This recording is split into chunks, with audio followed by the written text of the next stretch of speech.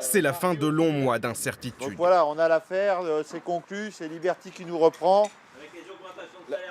Et donc après, on verra pour tout ce qui est augmentation de salaire. Les salariés retrouvent leur sens de l'humour. L'activité des fonderies à l'UEFONT est sauvée. Ça soulage évidemment d'avoir ce fameux rapport du tribunal d'entre les mains et de pouvoir officialiser cette reprise et de pouvoir informer les salariés que on va continuer, les fonderies vont continuer à vivre et à développer une activité seringuande.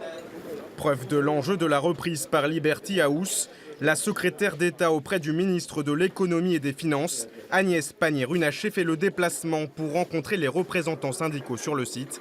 623 des 732 emplois sont sauvegardés. Oui, c'est une victoire. Une victoire, c'est pas gagner la guerre, mais ça veut dire qu'aujourd'hui, on a une solution positive. Et croyez-moi, il y a quelques mois, on n'était pas dans ces dispositions d'esprit.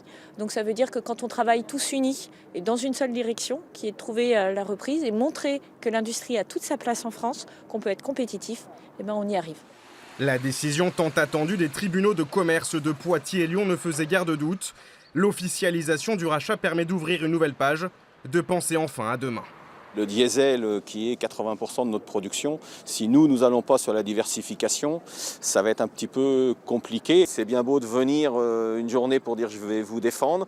Quand c'est gagné, on a gagné. Maintenant c'est le après, c'est surtout le après. Sinon ça veut dire qu'on fait le même combat tous les 2 ans ou tous les 4 ans et ça on n'en veut pas.